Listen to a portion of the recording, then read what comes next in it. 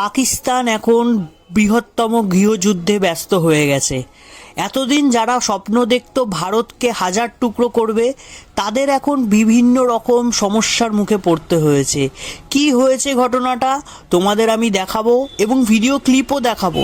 ঘটনাটা হয়েছে পাকিস্তানের বেলুচিস্তান প্রভিন্সের একটা শহরকে বেলুচিস্তান লিবারেশন আর্মি ক্যাপচার করে নিয়েছে। ওখানে যে সমস্ত পুলিশ স্টেশন ছিল পাকিস্তানের এবং আর্মি বেসগুলো ছিল, সেখানে বেলুচিস্তান আর্মি লিবারেশন করে তাদেরকে কবজা করেছে, মেরেছে এবং 10 জনের ওপরও আর্মি পার্সোনালকে তারা মেরে দিয়েছে। এটাই হচ্ছে চিরসত্য। হিলারি ক্লিন্টন এক সময় পাকিস্তানকে বলেছিল যে তুমি যদি তোমার গ্রাউন্ডে তুমি সাপ পোষো, সেই সাপ তোমাকে ছোবল মারবে না, এটা কোনোদিনও হতে পারে না। তো পাকিস্তানের সাথেও সেই ঘটনাটাই হয়েছে। ভিডিওটা দেখছো পাচ্ছ তুমি, বেলুচিস্তান থেকে বেরিয়ে এসেছে যে বেলুচিস্তান লিবারেশন আর্মি পুরো শহরটাকে কিভাবে কবজা করে নিয়েছে। এবং স্ক্রিনে আরও খবর দেখতে পাচ্ছ তুমি, আল জাজিরার রিপোর্টে 10 জনের ওপরও সোলজার কিল্ড হয়েছে, মানে মরে গেছে। এই সোর্সটা কোথার থেকে পেয়েছে?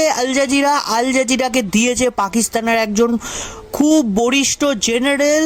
নাম প্রকাশ করেনি, বলেছে নাম প্রকাশ করবেন না, কিন্তু 10 জনের ওপরও সোলজার আমাদের মারা গেছে এবং 20 জনের ওপরও সোলজার বেলুচিস্তান আর্মি কিডন্যাপ করে নিয়েছে। এটাই হচ্ছে চিরসত্য যে যারা ভারত ভাঙতে চেয়েছিল তারা এখন নিজেরাই মুশকিলে পড়ে নিজেদের দেশ ভাঙতে বসেছে। কারণ র্যাডিকালস যেখানেই থাকুক না কেন, এরা কোনো দিনও কারোর হতে পারে না।